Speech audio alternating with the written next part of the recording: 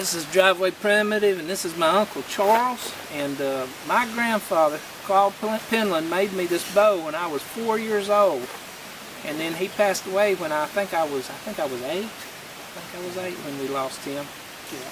And I just wanted Uncle Charles to tell me what he remembered about Claude's bow making skills, and then this bow in particular. And I made this string out of sinew, because the original one he had was twine, and then it rotted off. That sinew? Yeah, well, it's that fake stuff, that fake sinew. You know, you get rolls of it. I haven't gotten to work with the real stuff yet. I need to get somebody that's a deer hunter. What do you remember? Daddy was quite a craftsman. And I remember him when we were young and at home, him sitting and whittling this out. I forgot what kind of wood it is, but he spent several days, maybe a month or more, making it. He liked to make stuff out of wood, and he made this for Eric, my nephew, and I don't remember where he made any more, or he just made this one for Eric.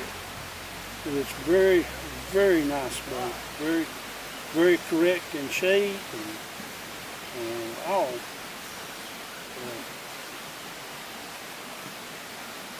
I'm glad you still got it. I've kept that thing my whole life. I've kept it in a safe place.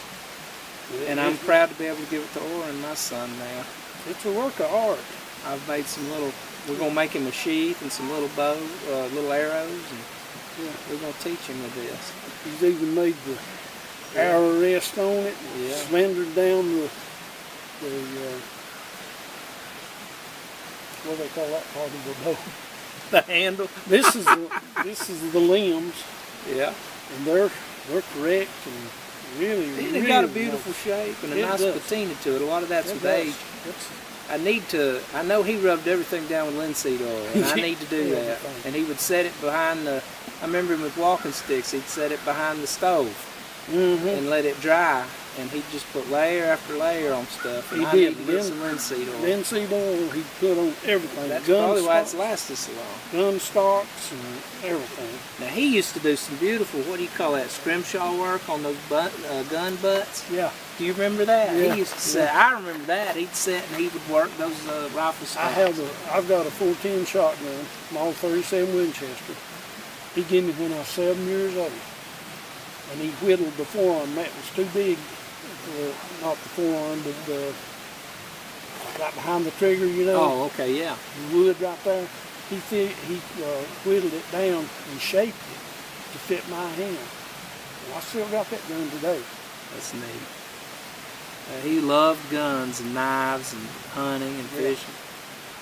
He could keep a knife. I've never met somebody that did one sharper. He could sharpen the knife. He'd just run it over there. He'd get paper and slice it. He'd set and just sharpen that knife. He could do wonders with a gun or a knife. And when we were younger, he would build furniture. And he was a good furniture maker. He made, I don't know where it's at now, but he made, I remember one cherry table he made out of cherry wood. And we were just small. And that was a beautiful table. He made all kinds of furniture. He could do stuff.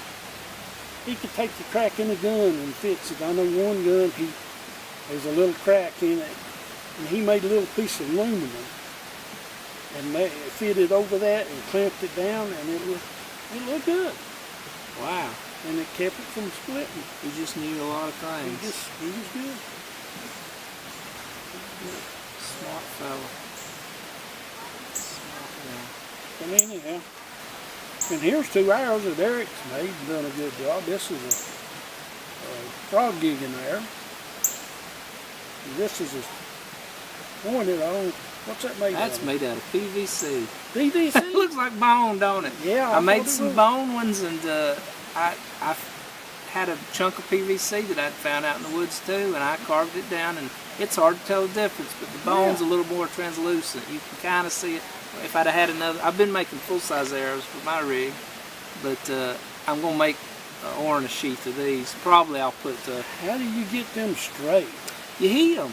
That river cane you can heat. I've heard that, but I ain't never tried it. You gotta let this the bamboo age. I used to try to work it green, and that's fine. But if you let it age out about a year, a guy was telling me, and it does work. If you whittle this down? I sanded the nodes out a little bit so it just goes smoother. And them's Jane's chicken feathers. She picks up good feathers for me, and that's from her laying hens. You got 3 or 2? Two. That's the Cherokee way of doing it. This is more just me. Yeah. They would use a two feather fletch, and they'd leave a little bit here at the top on the back one. I don't know why, but they fly true. They're pretty good. I started with the ladles, and I'd use turkey feathers because they's a big long You know dart. why they twist it like that, don't you? I guess it rifles it. It makes it rifle. Yeah. It turns it. Yeah. They're fun to make. I got so addicted to making arrows, though, and I've yet to make a bow. I've got a little bow I bought at the store, little $50 rig, but it's one of those you can run over with a car and it won't break. Some kind of polymer plastic. But I enjoyed it enough to get more into the arrow part.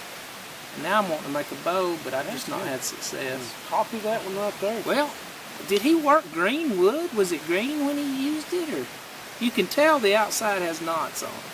So this is the outer part of the tree, and it must have been a sapling because he seems to follow the curvature of the sapling. I mean, this all seems like the back of the outer part of the tree. So imagine it had to have been about that big around, and he must have split it, and then he worked it. But I wonder how he got the shape. I've never seen one work that good. It's beautiful, isn't it? And it's perfect for the hand. It's like he anticipated everything.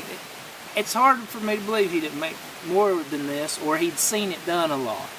Like maybe his pappy made it or something. He made any more? No.